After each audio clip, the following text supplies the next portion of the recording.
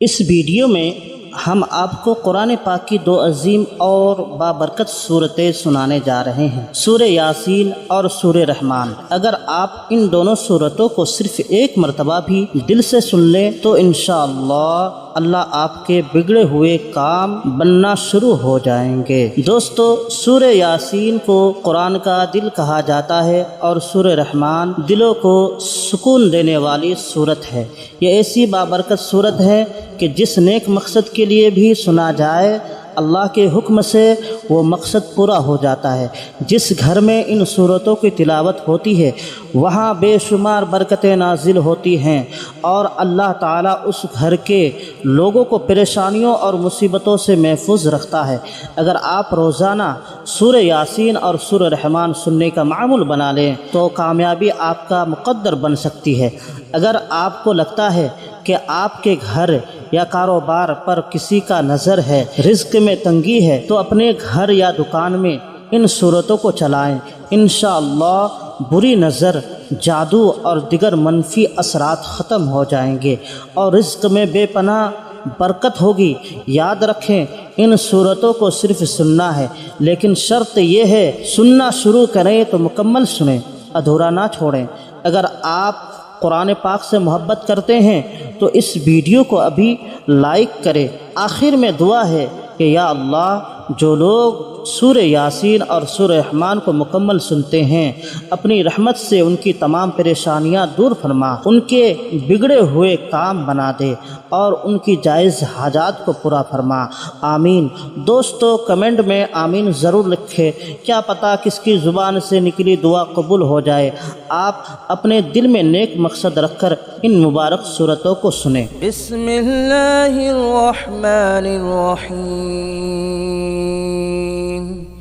यासीन वल क़ुरआनिल हकीम इन्नका लमिनल मुरसलीन अला सिरातिन मुस्तक़ीम तंज़ीलल अज़ीज़िर रहीम लितुंज़िर क़ौमन मा उन्ज़िर आबाउहुम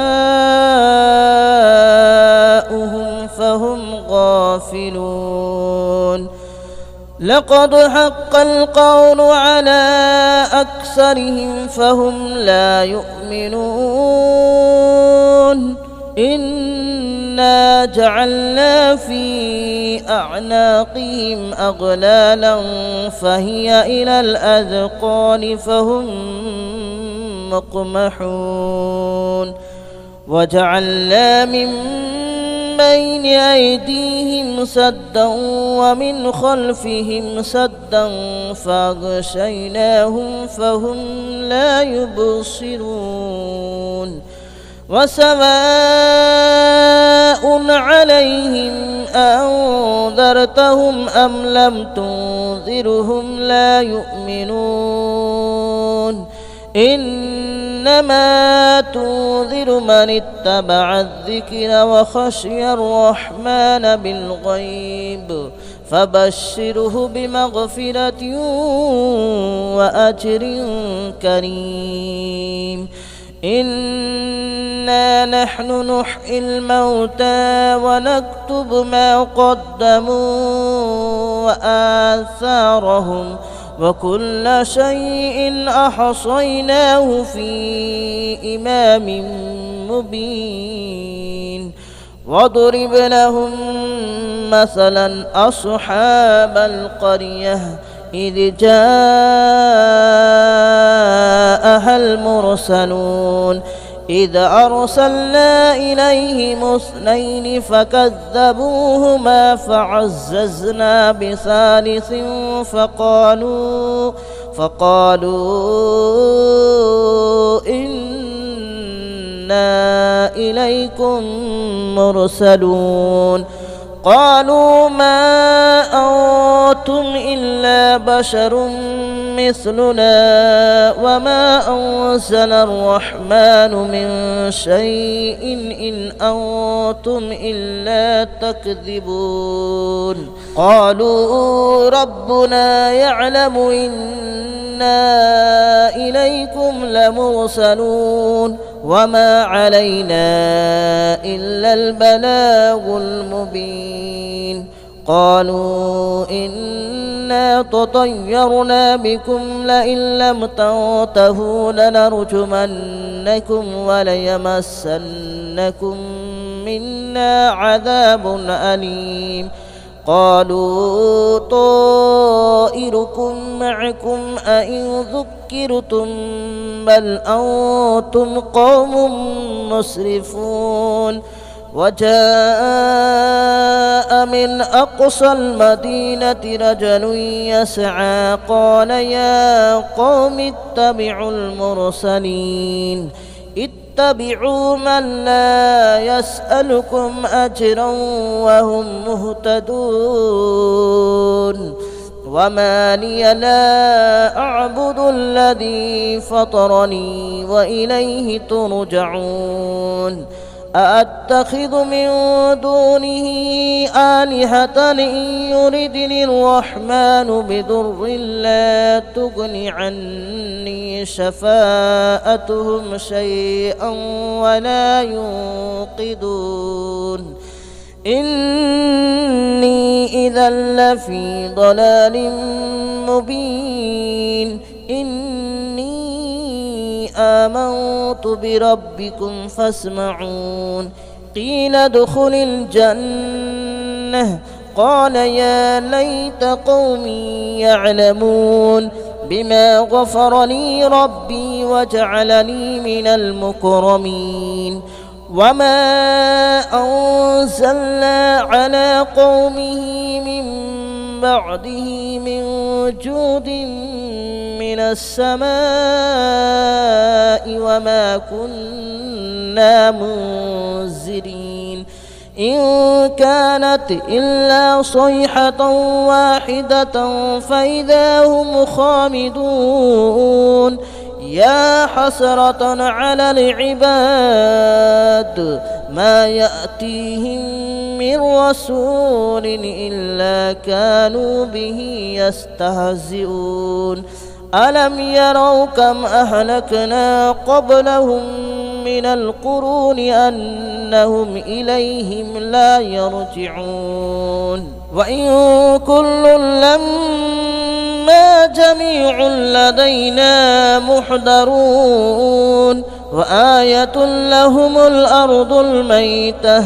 أحييناها وأخرجنا منها حبا فمنه يأكلون وجعلنا فيها جنات من نخيل وأعناب وفجرنا فيها من العيون ليأكلوا من ثمره وما عملته أيديهم أفلا يشكرون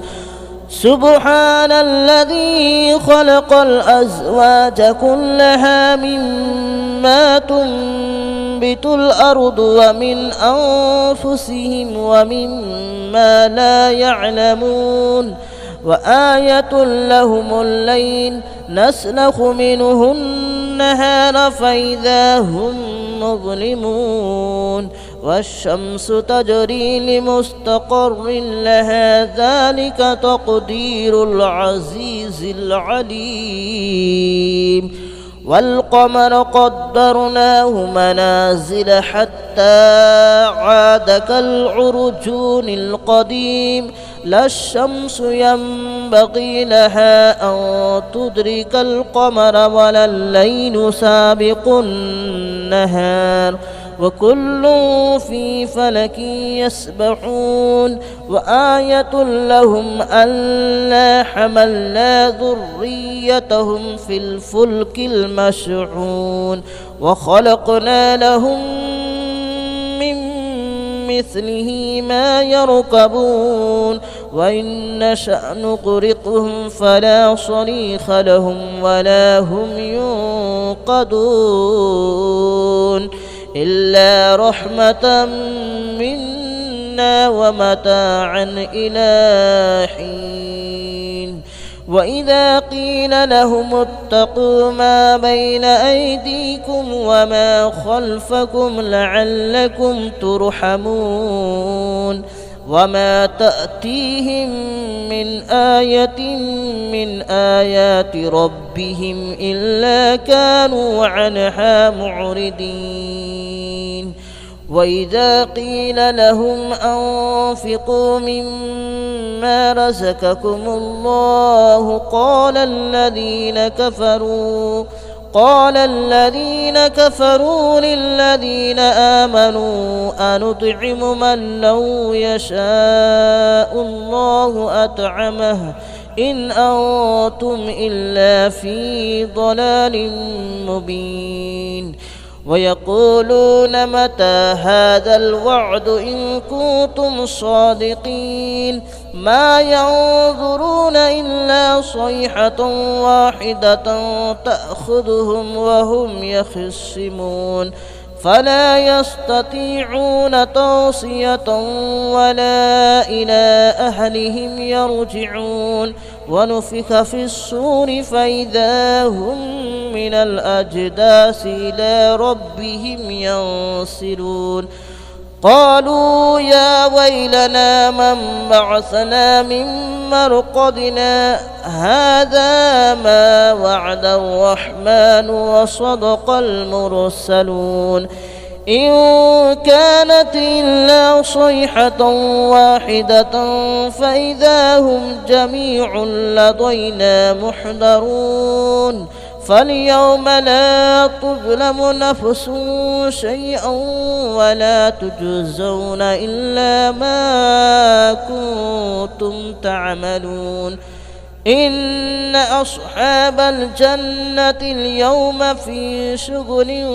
فاكهون هم وأزواجهم في ظلال على الأرائك متكئون لهم فيها فاكهة ولهم ما يدعون سلام قولا من رب رحيم وامتازوا اليوم أيها المجرمون ألم أعهد إليكم يا بني آدم ألا تعبدوا الشيطان ألم أعهد إليكم يا بني آدم ألا تعبدوا الشيطان إنه لكم عدو مبين وأن اعبدوني هذا صراط مستقيم ولقد أضل منكم جبلا كثيرا أفلم تكونوا تعقلون هذه جهنم التي كنتم توعدون اصلوها اليوم بما كنتم تكفرون اليوم نختم على أفواههم وتكلمنا أيديهم وتشهد أرجلهم بما كانوا يكسبون ولو نشاء لطمسنا على أعينهم فاستبقوا الصراط فأنى يبصرون ولو نشاء لمسخناهم على مكانتهم فما استطاعوا مضيا ولا يرجعون ومن نعمره ننكسه في الخلق أفلا يعقلون وما علمناه الشعر وما ينبغي له إن هو إلا ذكر وقرآن مبين لينذر من كان حيا ويحق القول على الكافرين أولم يروا أنا خلقنا لهم مما عملت أيدينا أنعاما فهم لها مالكون وذللناها لهم فمنها ركوبهم ومنها يأكلون ولهم فيها منافع ومشارب أفلا يشكرون واتخذوا من دون الله آلهة لعلهم ينصرون لا يستطيعون نصرهم وهم لهم جند محضرون فلا يحزنك قولهم إنا نعلم ما يسرون وما يعلنون أولم ير الإنسان أنا خلقناه من نطفة فإذا هو خصيم مبين وضرب لنا مثلا ونسي خلقه قال من يحيي العظام وهي رميم قل يحييها الذي أنشأها أول مرة وهو بكل خلق عليم الذي جعل لكم من الشجر الأخضر نارا فإذا أنتم منه توقدون أوليس الذي خلق السماوات والأرض بقادر على أن يخلق مثلهم بلى وهو الخلاق العليم إنما أمره إذا أراد شيئا أن يقول له كن فيكون فسبحان الذي بيده ملكوت كل شيء وإليه ترجعون بسم الله الرحمن الرحيم الرحمن علم القرآن خلق الإنسان علمه البيان الشمس والقمر بحسبان والنجم والشجر يسجدان والسماء رفعها ووضع الميزان ألا تطغوا في الميزان وأقيموا الوزن بالقسط ولا تخسروا الميزان والأرض وضعها للأنام فيها فاكهة والنخل ذات الأكمام والحب ذو العصف والريحان فبأي آلاء ربكما تكذبان خلق الإنسان من صلصال كالفخار وخلق الجان من مارج من نار فبأي آلاء ربكما تكذبان رب المشرقين ورب المغربين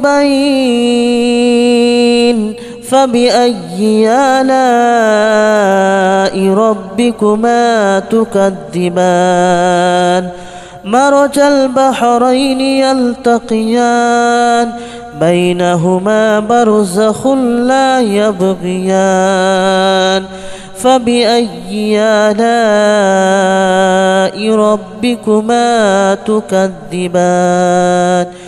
يخرج منهما اللؤلؤ والمرجان فبأي آلاء ربكما تكذبان وله الجوار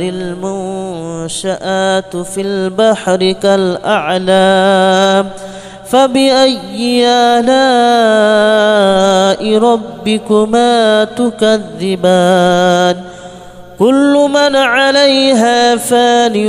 ويبقى وجه ربك ذو الجلال والإكرام فبأي آلاء ربكما تكذبان يسأله من في السماوات والأرض كل يوم هو في شأن فبأي آلاء ربكما تكذبان سنفرغ لكم أيها الثقلان فبأي آلاء ربكما تكذبان يا معشر الجن والإنس إن استطعتم أن تنفذوا من أقطار السماوات والأرض فانفذوا لا تنفذون إلا بسلطان فبأي آلاء ربكما تكذبان يرسل عليكما شواظ من نار ونحاس فلا تنتصران فبأي آلاء ربكما تكذبان فإذا انشقت السماء فكانت وردة كالدهان فبأي آلاء ربكما تكذبان فيومئذ لا يسأل عن ذنبه إنس ولا جان فبأي آلاء ربكما تكذبان يعرف المجرمون بسيماهم فيؤخذ بالنواصي والأقدام فبأي آلاء ربكما تكذبان هذه جهنم التي يكذب بها المجرمون يطوفون بينها وبين حميم آن فبأي آلاء ربكما تكذبان ولمن خاف مقام ربه جنتان فبأي آلاء ربكما تكذبان ذواتا أفنان فبأي آلاء ربكما تكذبان فيهما عينان تجريان فبأي آلاء ربكما تكذبان فيهما من كل فاكهة زوجان فبأي آلاء ربكما تكذبان متكئين على فرش بطائنها من استبرق وجنى الجنتين دان فبأي آلاء ربكما تكذبان فيهن قاصرات الطرف لم يطمثهن إنس قبلهم ولا جان فبأي آلاء ربكما تكذبان كأنهن الياقوت والمرجان فبأي آلاء ربكما تكذبان هل جزاء الإحسان إلا الإحسان فبأي آلاء ربكما تكذبان ومن دونهما جنتان فبأي آلاء ربكما تكذبان مدهامتان فبأي آلاء ربكما تكذبان فيهما عينان نضاختان فبأي آلاء ربكما تكذبان فيهما فاكهة ونخل ورمان فبأي آلاء ربكما تكذبان فيهن خيرات حسان فبأي آلاء ربكما تكذبان حور مقصورات في الخيام فبأي آلاء ربكما تكذبان لم يطمثهن إنس قبلهم ولا جان فبأي آلاء ربكما تكذبان متكئين على رفرف خضر وأبقري حسان فبأي آلاء ربكما تكذبان تبارك اسم ربك ذي الجلال والإكرام بسم الله الرحمن الرحيم إذا وقعت الواقعة ليس لوقعتها كاذبة خافضة رافعة إذا رجت الأرض رجا وبست الجبال بسا فكانت هباء منبثا وكنتم أزواجا ثلاثة فأصحاب الميمنة ما أصحاب الميمنة وأصحاب المشأمة ما أصحاب المشأمة والسابقون السابقون أولئك المقربون في جنات النعيم ثلة من الأولين وقليل من الآخرين على سرر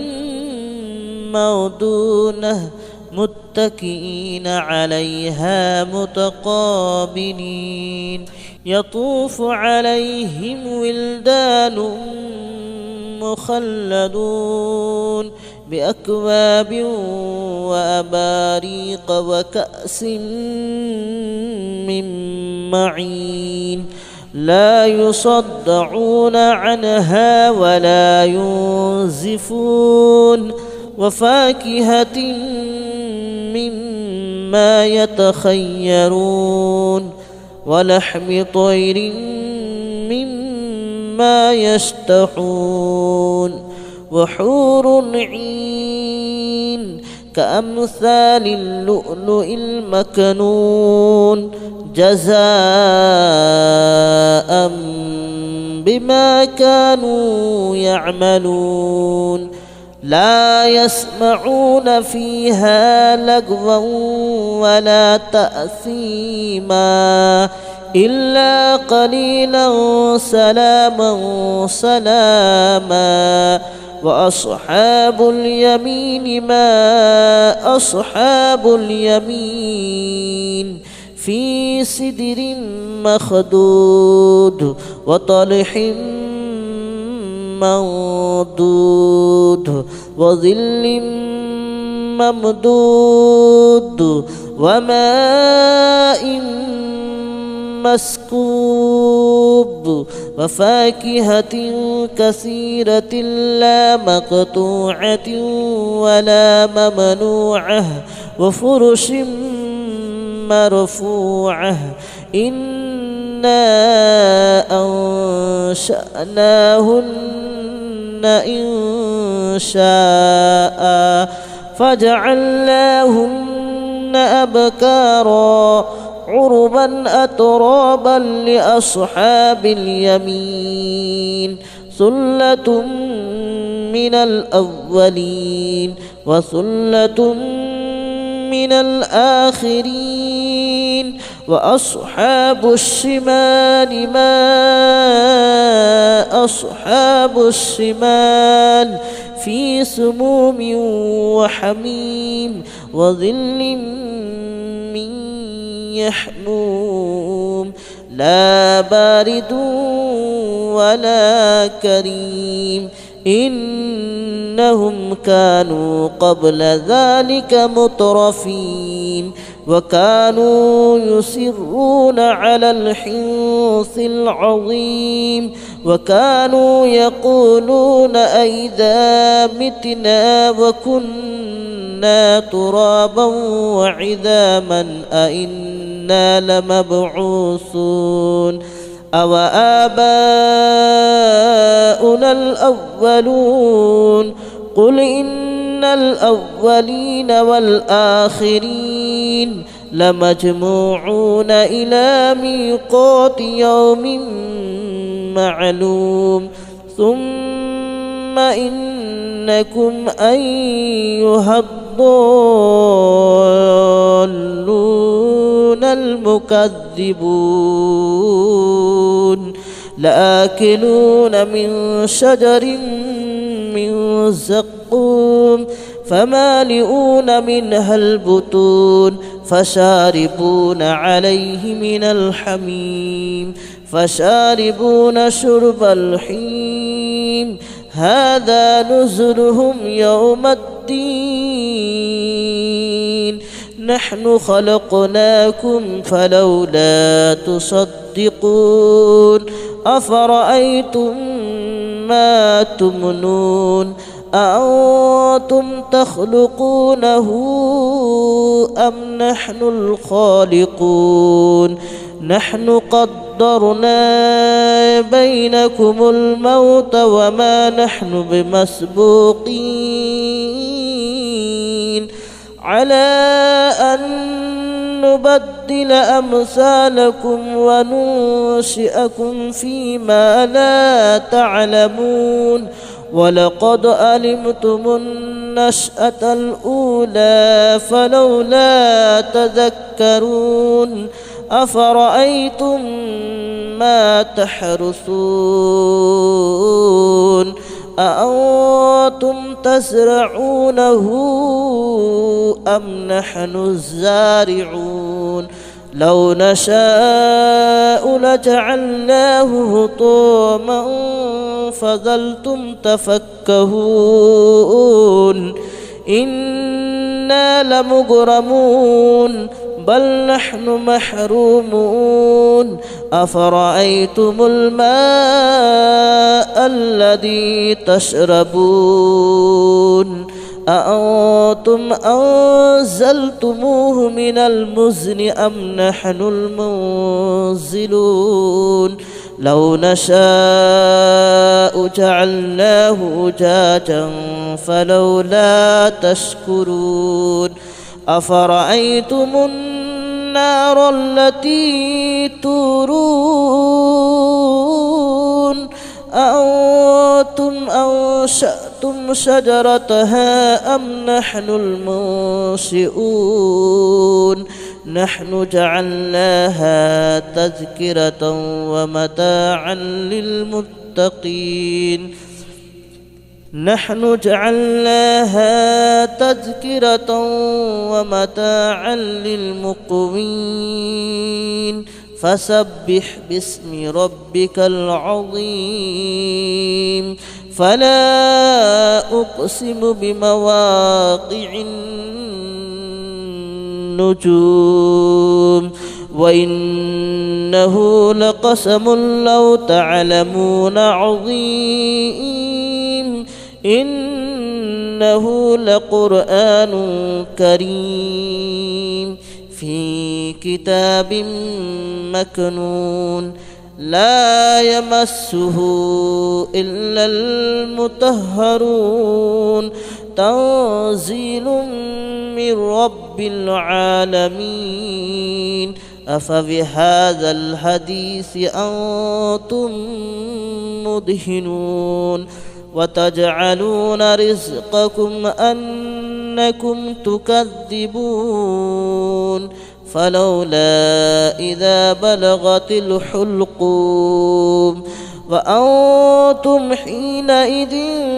تنظرون ونحن أقرب إليه منكم ولكن لا تبصرون فلولا إن كنتم غير مدينين ترجعونها إن كنتم صادقين فأما إن كان من المقربين فروح وريحان وجنة نعيم وأما إن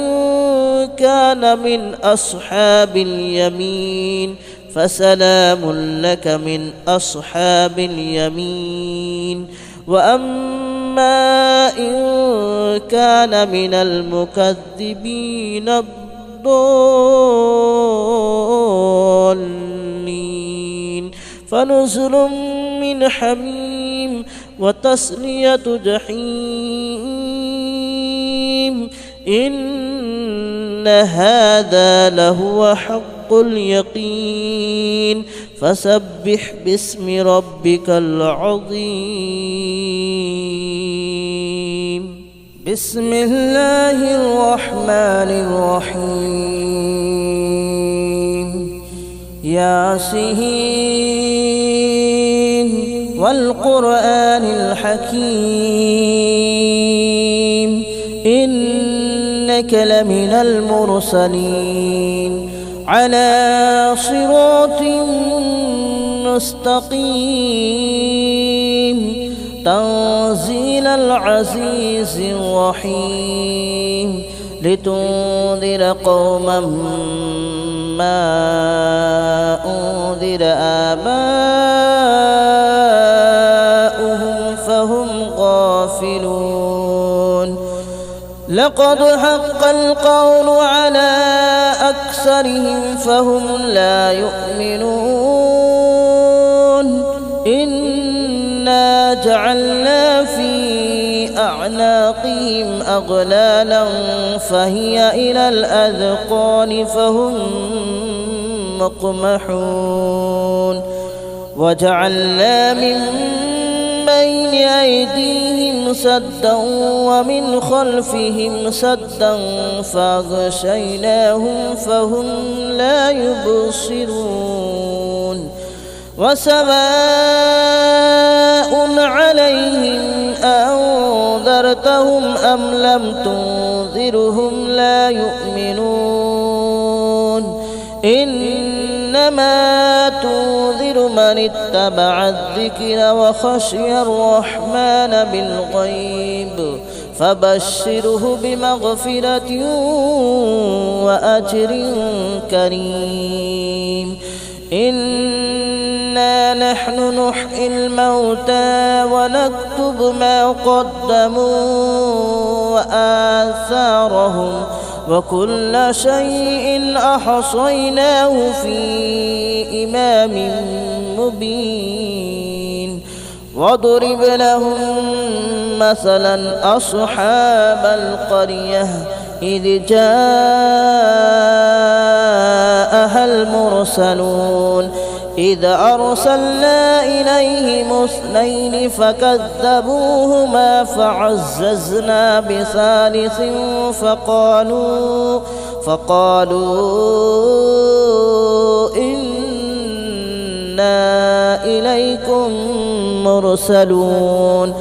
قالوا ما أنتم إلا بشر مثلنا وما أنزل الرحمن من شيء إن أنتم إلا تكذبون. قالوا ربنا يعلم إنا إليكم لمرسلون وما علينا إلا البلاغ المبين. قالوا إنا تطيرنا بكم لئن لم تنتهوا لنرجمنكم وليمسنكم منا عذاب أليم. قالوا طائركم معكم أئن ذكرتم بل أنتم قوم مسرفون. وجاء من أقصى المدينة رجل يسعى قال يا قوم اتبعوا المرسلين اتبعوا من لا يسألكم أجرا وهم مهتدون. وما لي لا أعبد الذي فطرني وإليه ترجعون. أأتخذ من دونه آلهة إن يردني الرحمن بضر لا تغن عني شفاءتهم شيئا ولا ينقذون. إني إذا لفي ضلال مبين. آمنت بربكم فاسمعون. قيل ادخل الجنة قال يا ليت قومي يعلمون بما غفر لي ربي وجعلني من المكرمين. وما أنزلنا على قومه من بعده من جود من السماء وما كنا منزلين. إن كانت إلا صيحة واحدة فإذا هم خامدون. يا حسرة على العباد ما يأتيهم من رسول إلا كانوا به يستهزئون. ألم يروا كم أهلكنا قبلهم من القرون أنهم إليهم لا يرجعون. وإن كل لما جميع لدينا محضرون. وآية لهم الأرض الميتة أحييناها وأخرجنا منها حبا فمنه يأكلون. وجعلنا فيها جنات من نخيل وأعناب وفجرنا فيها من العيون ليأكلوا من ثمره وما عملته أيديهم أفلا يشكرون. سبحان الذي خلق الأزواج كلها مما تنبت الأرض ومن أنفسهم ومما لا يعلمون. وآية لهم الليل نسلخ منه النهار فإذا هم مظلمون والشمس تجري لمستقر لها ذلك تقدير العزيز العليم والقمر قدرناه منازل حتى عاد كالعرجون القديم لا الشمس ينبغي لها أن تدرك القمر ولا الليل سابق النهار وكل في فلك يسبحون وآية لهم ألا حملنا ذريتهم في الفلك المشحون وخلقنا لهم من مثله ما يركبون وإن نشأ نغرقهم فلا صريخ لهم ولا هم ينقذون إلا رحمة منا ومتاعا إلى حين وإذا قيل لهم اتقوا ما بين أيديكم وما خلفكم لعلكم ترحمون وما تأتيهم من آية من آيات ربهم إلا كانوا عنها معرضين وإذا قيل لهم أنفقوا مما رزقكم الله قال الذين كفروا للذين آمنوا أنطعم من لو يشاء الله أطعمه إن أنتم إلا في ضلال مبين ويقولون متى هذا الوعد إن كنتم صادقين ما ينظرون إلا صيحة واحدة تأخذهم وهم يخصمون فلا يستطيعون توصية ولا إلى أهلهم يرجعون ونفخ في الصور فإذا هم من الأجداث إلى ربهم ينسلون قالوا يا ويلنا من بعثنا من مرقدنا هذا ما وعد الرحمن وصدق المرسلون إن كانت إلا صيحة واحدة فإذا هم جميع لدينا محضرون فاليوم لا تظلم نفس شيئا ولا تجزون إلا ما كنتم تعملون إن أصحاب الجنة اليوم في شغل فاكهون هم وأزواجهم في ظلال على الأرائك متكئون لهم فيها فاكهة ولهم ما يدعون سلام قولا من رب رحيم وامتازوا اليوم أيها المجرمون ألم أعهد إليكم يا بني آدم ألا تعبدوا الشيطان ألم أعهد إليكم يا بني آدم ألا تعبدوا الشيطان إنه لكم عدو مبين وأن اعبدوني هذا صراط مستقيم ولقد أضل منكم جبلا كثيرا أفلم تكونوا تعقلون هذه جهنم التي كنتم توعدون اصلوها اليوم بما كنتم تكفرون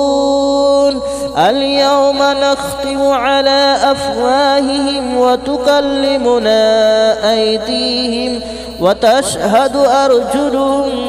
بما كانوا يكسبون ولو نشاء لطمسنا على أعينهم فاستبقوا الصراط فأنى يبصرون ولو نشاء لمسخناهم على مكانتهم فما استطاعوا مضيا ولا يرجعون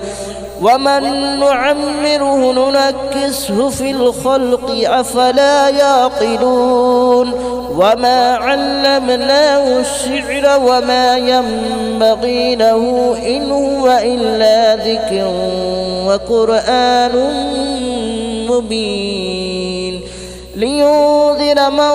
كان حيا ويحق القول على الكافرين أولم يروا أنا خلقنا لهم مما عملت أيدينا أنعاما فهم لها مالكون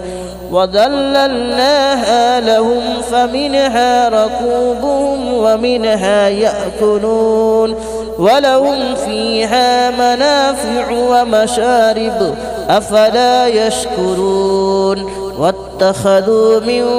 دون الله آلهة لعلهم ينصرون لا يستطيعون نصرهم وهم لهم جند محضرون فلا يحزنك قولهم إنا نعلم ما يسرون وما يعلنون أولم ير الإنسان أنا خلقناه من نطفة فإذا هو خصيم مبين وضرب لنا مثلا ونسي خلقه قال من يحيي العظام وهي رميم قل يحييها الذي أنشأها أول مرة وهو بكل خلق عليم الذي جعل لكم من الشجر الأخضر نارا فإذا أنتم منه توقدون أوليس الذي خلق السماوات والأرض بقادر على أن يخلق مثلهم بلى وهو الخلاق العليم إنما أمره إذا أراد شيئا أن يقول له كن فيكون فسبحان الذي بيده ملكوت كل شيء وإليه ترجعون بسم الله الرحمن الرحيم الرحمن علم القرآن خلق الإنسان علمه البيان الشمس والقمر بحسبان والنجم والشجر يسجدان والسماء رفعها ووضع الميزان ألا تطغوا في الميزان وأقيموا الوزن بالقسط ولا تخسروا الميزان والأرض وضعها للأنام فيها فاكهة والنخل ذات الأكمام والحب ذو العصف والريحان فبأي آلاء ربكما تكذبان خلق الإنسان الإنسان من صلصال كالفخار وخلق الجان من مارج من نار فبأي آلاء ربكما تكذبان رب المشرقين ورب المغربين فبأي آلاء ربكما تكذبان مرج البحرين يلتقيان بينهما برزخ لا يبغيان فبأي آلاء ربكما تكذبان يخرج منهما اللؤلؤ والمرجان فبأي آلاء ربكما تكذبان وله الجوار المنشآت في البحر كالأعلام فبأي آلاء ربكما تكذبان كل من عليها فان ويبقى وجه ربك ذو الجلال والإكرام فبأي آلاء ربكما تكذبان يسأله من في السماوات والأرض كل يوم هو في شأن فبأي آلاء ربكما تكذبان سنفرغ لكم أيها الثقلان فبأي آلاء ربكما تكذبان يا معشر الجن والإنس إن استطعتم أن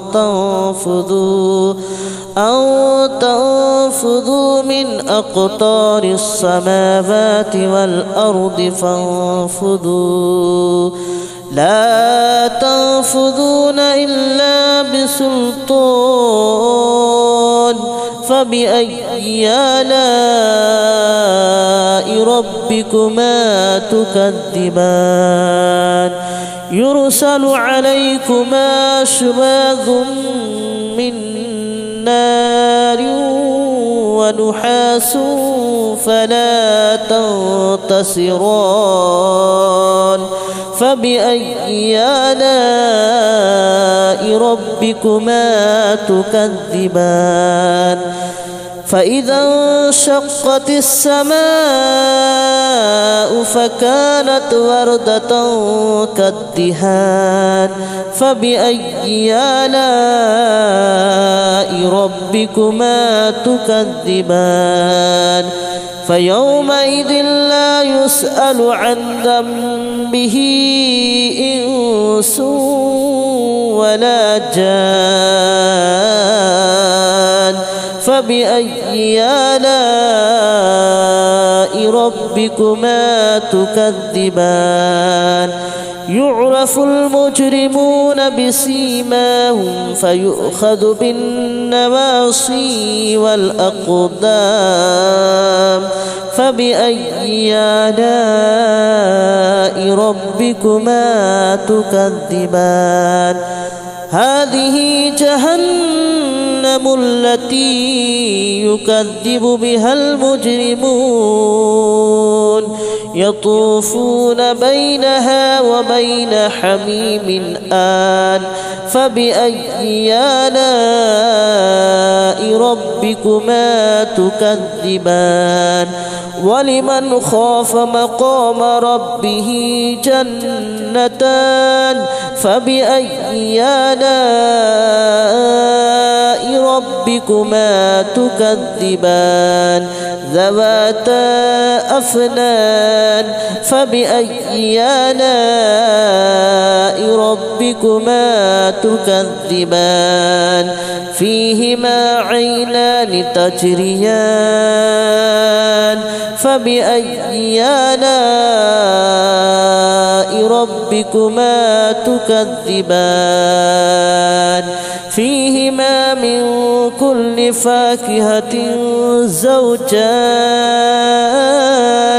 فبأي آلاء ربكما تكذبان متكئين على فرش مطائنها من استبرق وجنى الجنتين دان فبأي آلاء ربكما تكذبان فيهن قاصرات الطرف لم يطمثهن إنس قبلهم ولا جان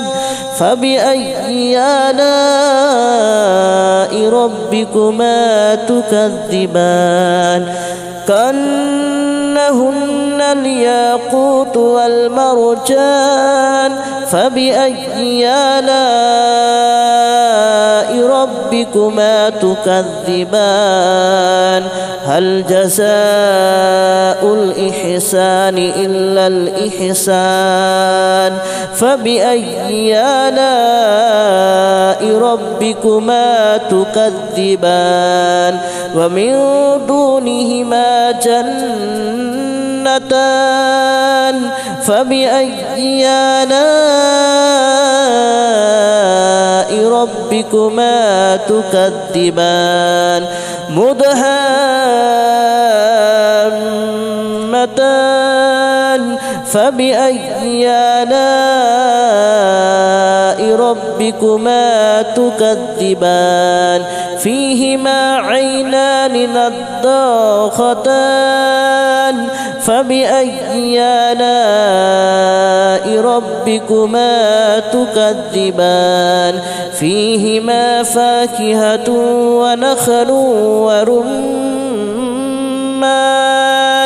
فبأي آلاء ربكما تكذبان فيهن خيرات حسان فبأي آلاء ربكما تكذبان حور مقصورات في الخيام فبأي آلاء ربكما تكذبان لم يطمثهن إنس قبلهم ولا جان فبأي آلاء ربكما تكذبان متكئين على رفرف خضر وأبقري حسان فبأي آلاء ربكما تكذبان تبارك اسم ربك ذي الجلال والإكرام بسم الله الرحمن الرحيم إذا وقعت الواقعة ليس لوقعتها كاذبة خافضة رافعة إذا رجت الأرض رجا وبست الجبال بسا فكانت هباء منبثا وكنتم أزواجا ثلاثة فأصحاب الميمنة ما أصحاب الميمنة وأصحاب المشأمة ما أصحاب المشأمة والسابقون السابقون أولئك المقربون في جنات النعيم ثلة من الأولين وقليل من الآخرين على سرر موضونة متكئين عليها متقابلين يطوف عليهم ولدان مخلدون بأكواب وأباريق وكأس من معين لا يصدعون عنها ولا ينزفون وفاكهة مما يتخيرون ولحم طير مما يشتهون وحور عين كأمثال اللؤلؤ المكنون جزاء بما كانوا يعملون لا يسمعون فيها لغوا ولا تأثيما إلا قليلا سلاما سلاما وأصحاب اليمين ما أصحاب اليمين في سدر مخدود وطلح منضود وظل ممدود وماء مسكوب وفاكهة كثيرة لا مقطوعة ولا ممنوعة وفرش مرفوعة إنا أنشأناهن إن شاء فجعلناهن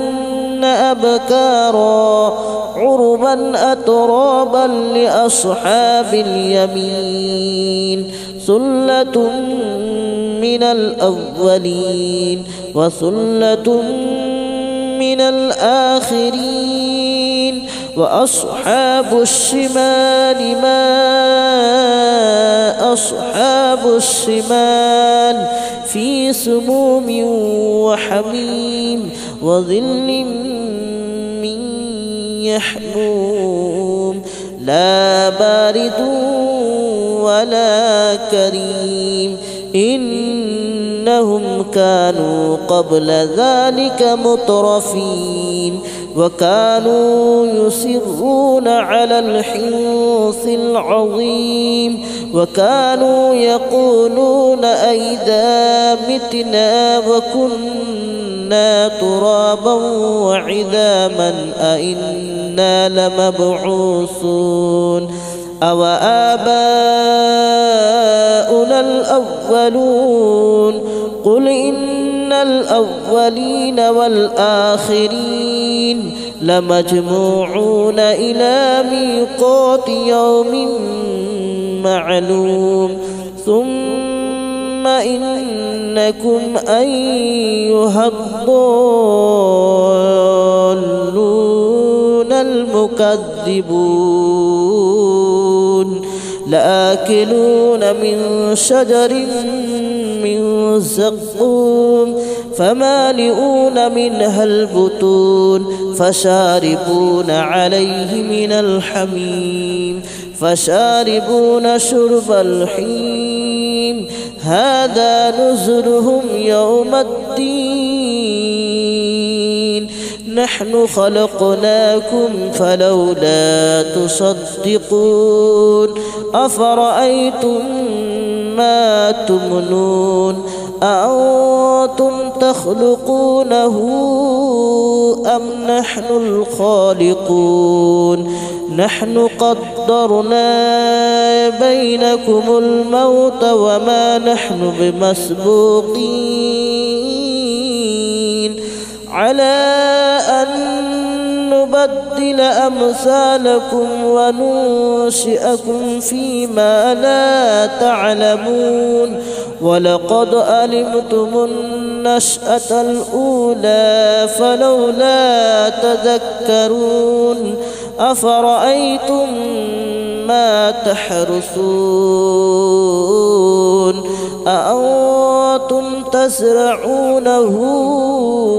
أم نحن الزارعون لو نشاء لجعلناه هطاما فظلتم تفكهون إنا لمغرمون بل نحن محرومون أفرأيتم الماء الذي تشربون أأنتم أنزلتموه من المزن أم نحن المنزلون لو نشاء جعلناه أجاجا فلولا تشكرون أفرأيتم النار التي تورون أأنتم أنشأتم شجرتها أم نحن المنشئون نحن جعلناها تذكرة ومتاعا للمتقين نحن جعلناها تذكرة ومتاعا للمقوين فسبح باسم ربك العظيم فلا أقسم بمواقع النجوم وإنه لقسم لو تعلمون عظيم إنه لقرآن كريم في كتاب مكنون لا يمسه إلا المطهرون تنزيل من رب العالمين أفبهذا الحديث أنتم مدهنون وتجعلون رزقكم أنكم تكذبون فلولا إذا بلغت الحلقوم وأنتم حينئذ تنظرون ونحن أقرب إليه منكم ولكن لا تبصرون فلولا إن كنتم غير مدينين ترجعونها إن كنتم صادقين فأما إن كان من المقربين فروح وريحان وجنة نعيم وأما إن كان من أصحاب اليمين فسلام لك من أصحاب اليمين وأما إن كان من المكذبين الضالين فنزل من حميم وتصلية جحيم إن هذا لهو حق اليقين فسبح باسم ربك العظيم بسم الله الرحمن الرحيم ياسين والقرآن الحكيم إنك لمن المرسلين على صراط مستقيم تنزيل العزيز الرحيم لتنذر قوما ما أنذر آباؤهم فهم غافلون لقد حق القول على أكثرهم فهم لا يؤمنون إنا جعلنا في أعناقهم أغلالا فهي إلى الأذقان فهم مقمحون وجعلنا من بين أيديهم سدا ومن خلفهم سدا فأغشيناهم فهم لا يبصرون وسواء عليهم أنذرتهم أم لم تنذرهم لا يؤمنون إنما تنذر من اتبع الذكر وخشي الرحمن بالغيب فبشره بمغفرة وأجر كريم إنا نحن نحيي الموتى ونكتب ما قدموا وآثارهم وكل شيء أحصيناه في إمام مبين واضرب لهم مثلا أصحاب القرية إذ جاءها المرسلون إذ أرسلنا إليهم اثنين فكذبوهما فعززنا بثالث فقالوا إنا إليكم مرسلون قالوا ما أنتم إلا بشر مثلنا وما أنزل الرحمن من شيء إن أنتم إلا تكذبون قالوا ربنا يعلم إنا إليكم لمرسلون وما علينا إلا البلاغ المبين قالوا إنا تطيرنا بكم لئن لم تنتهوا لنرجمنكم وليمسنكم منا عذاب أليم قالوا طائركم معكم أئن ذكرتم بل أنتم قوم مسرفون وجاء من أقصى المدينة رجل يسعى قال يا قوم اتبعوا المرسلين اتبعوا من لا يسألكم أجرا وهم مهتدون وما لي لا أعبد الذي فطرني وإليه ترجعون أأتخذ من دونه آلهة إن يردني الرحمن بضر لا تغن عني شفاءتهم شيئا ولا ينقذون إني إذا لفي ضلال مبين إني آمنت بربكم فاسمعون قيل ادخل الجنة قال يا ليت قومي يعلمون بما غفر لي ربي وجعلني من المكرمين وما أنزلنا على قومه من بعده من جود من السماء وما كنا منزلين إن كانت إلا صيحة واحدة فإذا هم خامدون يا حسرة على العباد ما يأتيهم من رسول إلا كانوا به يستهزئون ألم يروا كم أهلكنا قبلهم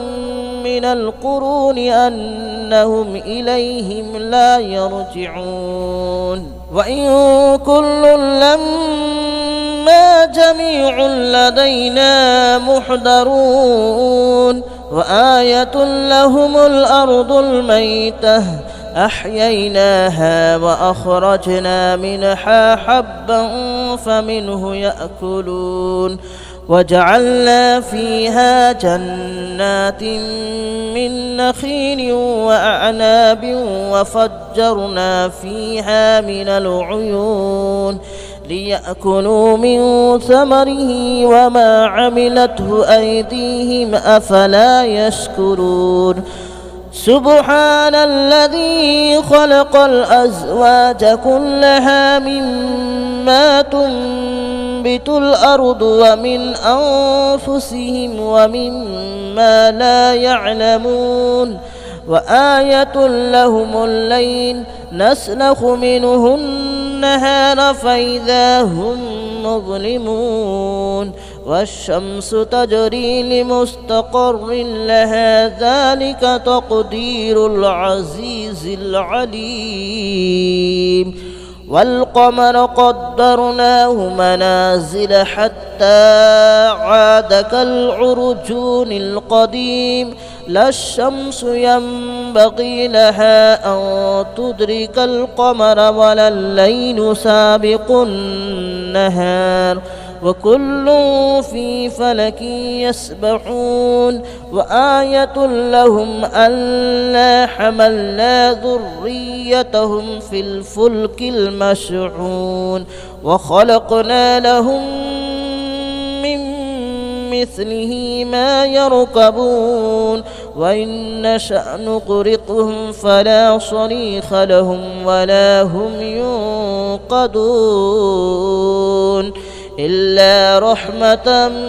منا ومتاعا إلى حين وإذا قيل لهم اتقوا ما بين أيديكم وما خلفكم لعلكم ترحمون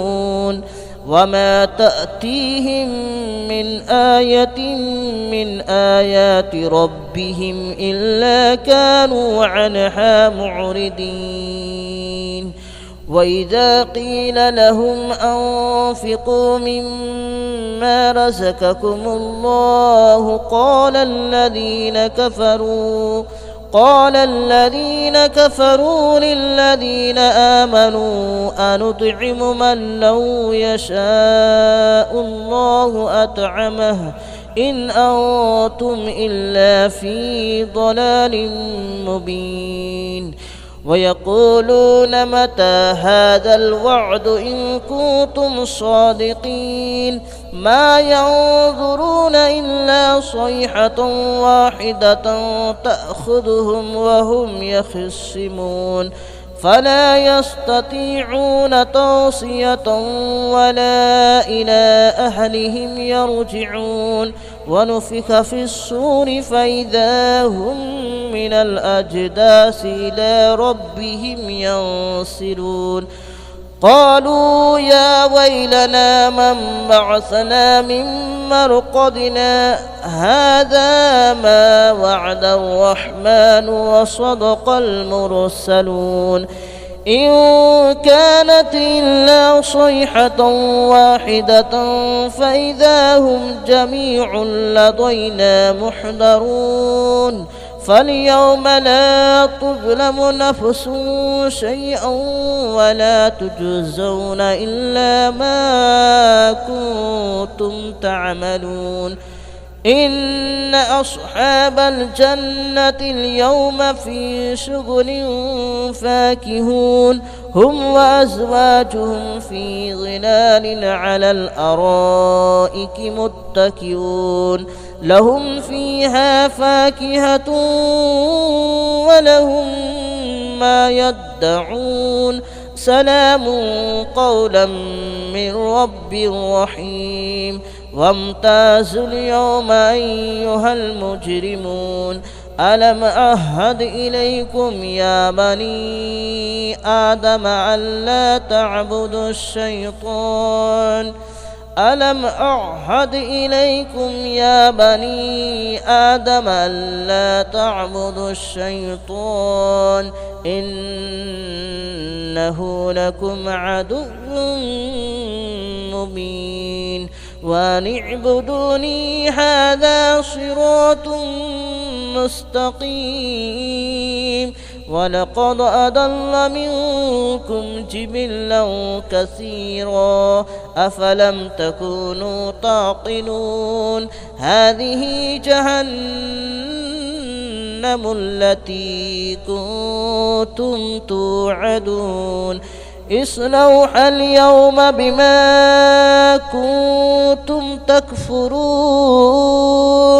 اليوم نختم على أفواههم وتكلمنا أيديهم وتشهد أرجلهم بما كانوا يكسبون ولو نشاء لطمسنا على أعينهم فاستبقوا الصراط فأنى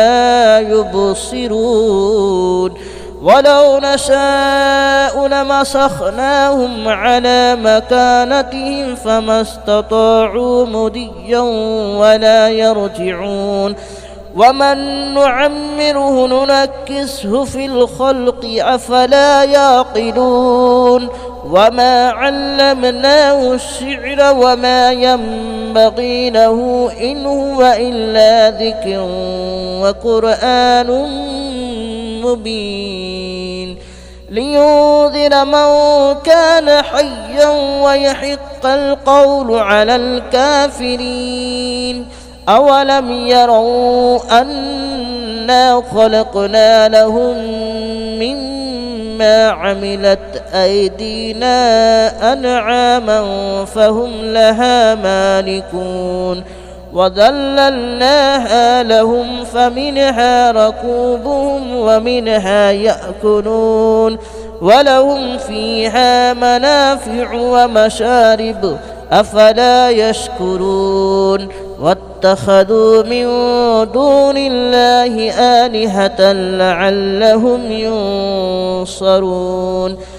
لا يستطيعون نصرهم وهم لهم جند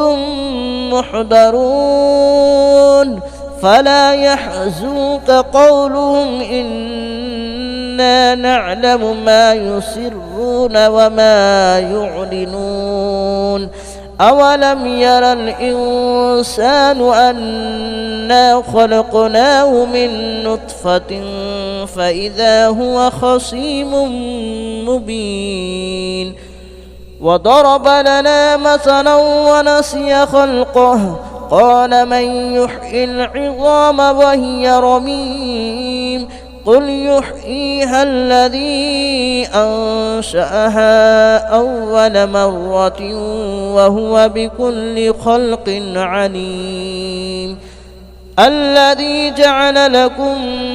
من الشجر الأخضر نارا فإذا أنتم منه توقدون أوليس الذي خلق السماوات والأرض بقادر على أن يخلق مثلهم بلى وهو الخلاق العليم إنما أمره إذا أراد شيئا أن يقول له كن فيكون فسبحان الذي بيده ملكوت كل شيء وإليه ترجعون بسم الله الرحمن الرحيم الرحمن علم القرآن خلق الإنسان علمه البيان الشمس والقمر بحسبان والنجم والنجم والشجر يسجدان والسماء رفعها ووضع الميزان ألا تطغوا في الميزان وأقيموا الوزن بالقسط ولا تخسروا الميزان والأرض وضعها للأنام فيها فاكهة والنخل ذات الأكمام والحب ذو العصف والريحان فبأي آلاء ربكما تكذبان خلق الإنسان من صلصال كالفخار وخلق الجان من مارج من نار فبأي آلاء ربكما تكذبان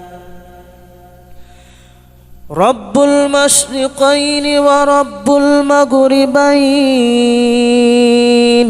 فبأي آلاء ربكما تكذبان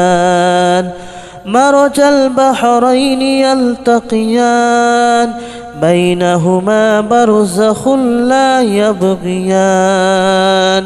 فبأي آلاء